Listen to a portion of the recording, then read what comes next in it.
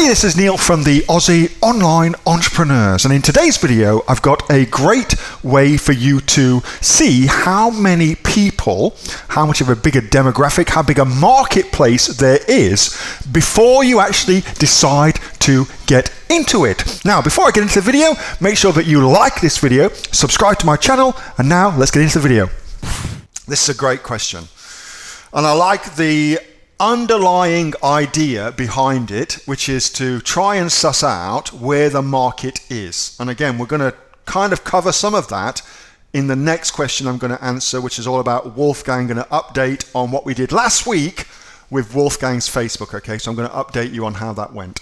All right, so the basics of this question is this: how can you work out the size of a market that you're going to get into? And of course, there's quite a few different ways of doing that. So let me show you the top ones that I really like. Okay, so here's the first one.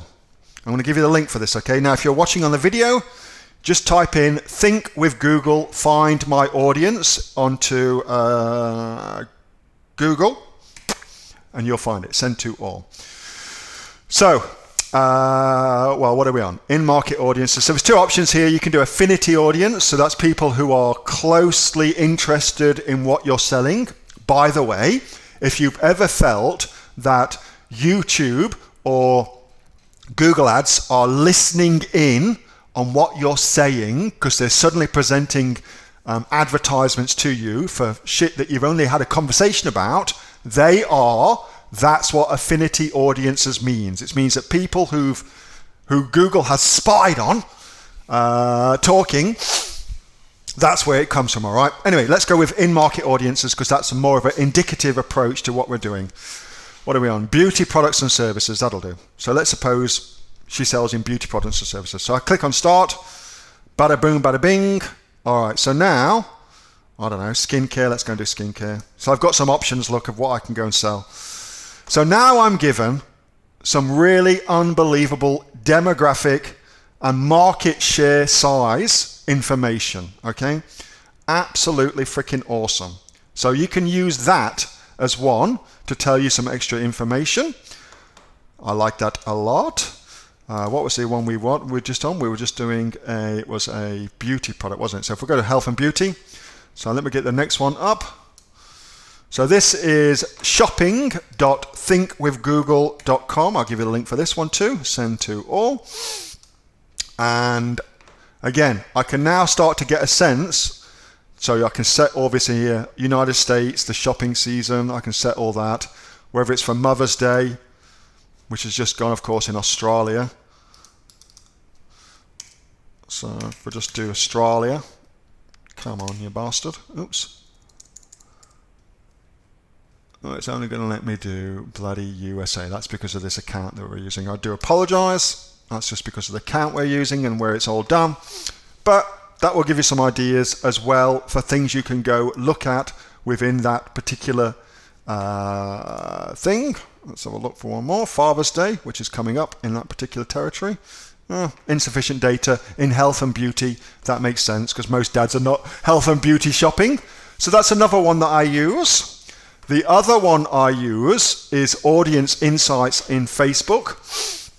So this gives you an idea of potential market sizes based on, so the way Facebook works is it bases it on the number of people that like certain pages. So if you're selling in the beauty niche, for instance, if you go and look at beauty pages, so if their interests are beauty, like that, for instance, then it will give you lots and lots of information about the size of that market in the territory that you're looking at for any given age. It gives you demographic information and a little bit of psychographic information about that market as well. So audience size, etc. And you can also, of course, then use this to figure out what particular kind of placements or targeting you should be using for Facebook ads. So it gives you that information as well. Leave the page. Last one I use is the Google Keyword Planner and Google Trends. So let's just say that we're looking for, I'm thinking of getting into the vitamin C, serum market. Again, I'm just on beauty just because we'll just use it as a theme. I can go and check out approximately how many impressions there are per month in Australia for that given search term, which gives me an indicative idea of how big the market is within that particular marketplace. So I do that too. And then the last one I use is Google Trends. What we're doing, vitamin C. Good if I could spell. Vitamin C serum. Here we go. Vitamin C serum. Go to the USA again, and that gives me ideas again about what's happening within that marketplace. So that's interesting. Big spike there. Don't know why. Maybe that's a COVID-related spike. People being indoors more, wanting to pamper themselves. Who knows? But again, that gives me data about the marketplace. Now, what you'll notice is this. There is no one tool that tells you everything. That does not exist. Not at that particular stage of the journey when you're looking to go into. So what you have to do is you have to get different data points, different ideas from different things like I've shown you just now, and you put those together to get an overall idea of the size of a marketplace. That's as good as you can get right now. But just doing what I've just shown you, most people just never even do that.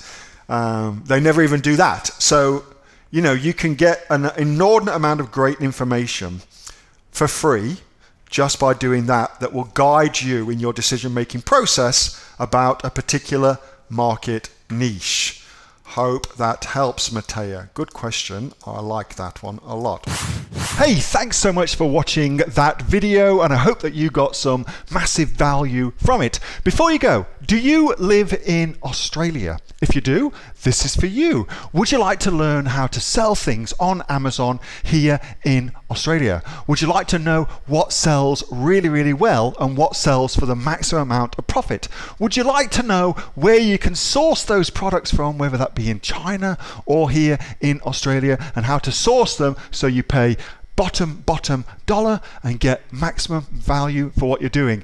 If you do, please subscribe to my channel and like this video, and you'll learn that and much more. It's the exact same information that people like Jeff from New South Wales I've used to make $45,000 a month on Amazon, that Sue, who's from the sunny coast, has used to purchase herself a brand spankly BMW every single year as a result of her e-commerce business, and the lovely Kate from Bowral in New South Wales has used to make $32,000 a year on, a month, not a year, a month on Amazon, and indeed Anthony, who makes $15,000 a month on Amazon, selling, as he puts it, odds and sods. If you'd like to learn the exact same information that they use to maximize their profits for their Amazon businesses, subscribe to this video, like my channel, post below if you want me to teach you something. Okay, I'm out of here. Speak to you soon. Bye. Subscribe.